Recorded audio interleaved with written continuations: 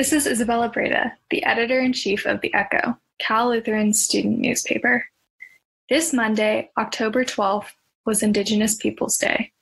Though Cal Lutheran didn't observe the holiday, as the university is adhering to a fully break-free semester, the Center for Cultural Engagement and Inclusion hosted a social media event, sharing the stories of Indigenous creatives and offering resources for students to learn about what stolen lands they reside on. Our reporter, Jasmine Perez, got to catch up with Jonathan Gonzalez, a senior coordinator of the CCEI, and Alan Salazar, a tribal elder of the Chumash tribe. Welcome, Jasmine. So, hi, my name is Jasmine Perez. I am a senior here at Cal Lutheran, and my major is in communications with the emphasis of journalism, and this is my second semester of the Echo. Awesome. Well, welcome. Okay, so you got to write an article on Indigenous Peoples Day, which was this Monday. And so in your article, you share that Alan Salazar, is an Indigenous storyteller. Can you tell me a little bit more about the work that he does? So what he kind of does, he kind of talks about the history of Native Americans. Well, personally, on his side, he does storytelling, and I know he started doing it with Cal Lutheran. Probably he told me he doesn't know who contacted him from the religion department. Said that someone from the religion department contacted him, but he doesn't remember who for just for a class. But then they liked what he said and what he talked about. So they contacted him again, to do a kind of a talk for everybody. So yeah, that's all I kind of, he presents history, his family's history, his tribe's history in a way to help students understand. Okay. So he's presented for high schools probably, and high schools, and I know he does. I know he has a talk in November with Cal Lutheran. Oh, great. Okay. So that's coming up. Yeah. And so what did he tell you about the importance of shifting from recognizing Columbus Day to now realizing we should probably recognize Indigenous Peoples Day? He kind of went on why would we celebrate this dude who was lost? In his quotes, you could say, he said, why celebrate this dude who was lost and killed many tribes? Why recognize him instead of the native tribes, the native people that were here first in Americas, not him discovering it because he was lost somewhere. And he did talk about how the native women, how they were chosen to be the America's wives. He did talk about that. And oh my gosh.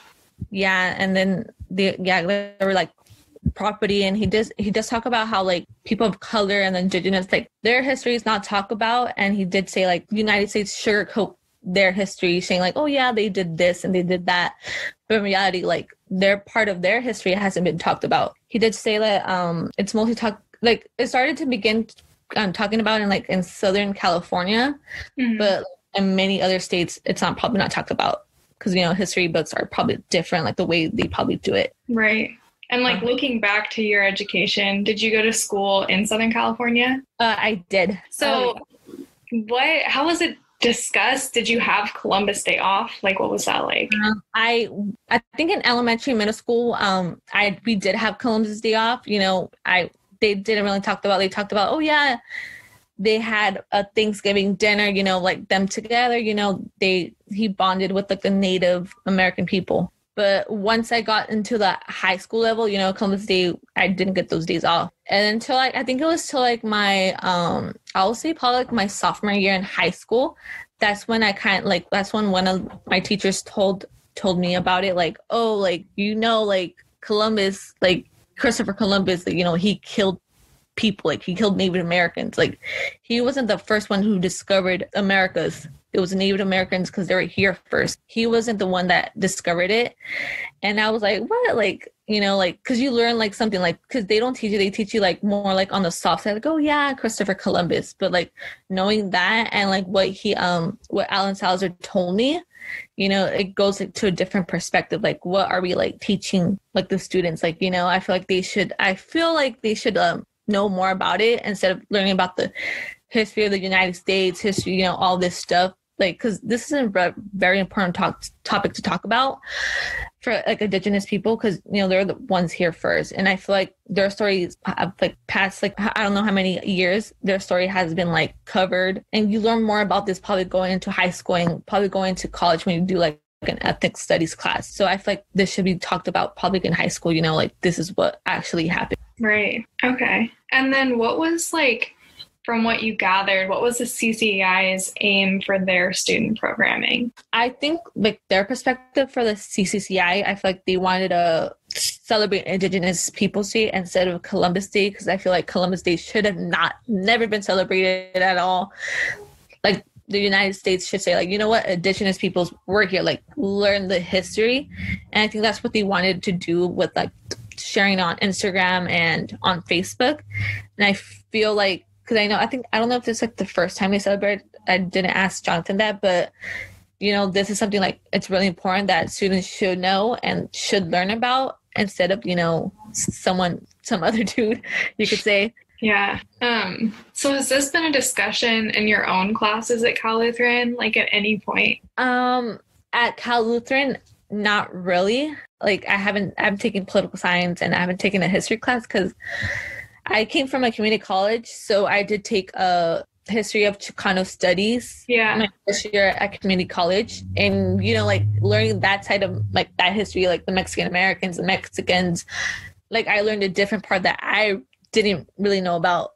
So like you're learning like different sides, like depending like what ethnic history class you're taking, like like you learn that part of history, like, oh, this is what happened, like just different stuff. Right. Mm-hmm. So from everyone you talk to and like writing this article, what would you think is important for students to take away in recognizing this day?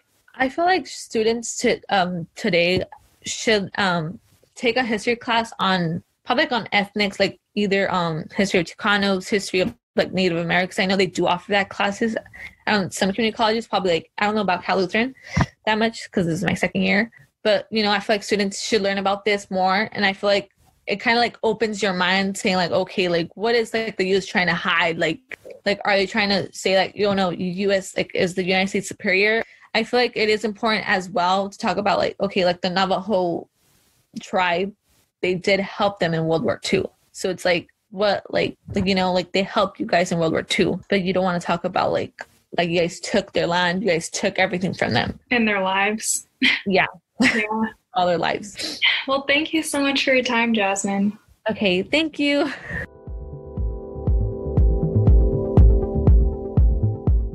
Here's what else you need to know this week. Ventura County moved from the purple to red tier in the state's tiered reopening plan, meaning indoor dining can be reopened to 25% capacity, indoor lectures at 25% capacity, libraries at 50% capacity, and indoor exercise at 10% capacity. Our reporter Lauren Heller covered the story on Cal Lutheran's reopening plans. Next thing you need to know this week. Cal Lutheran's Center for Economic Research and Forecasting 2020 Latino GDP report is now available. The report found that the Latinx population is a driver of economic growth in our region and across the country.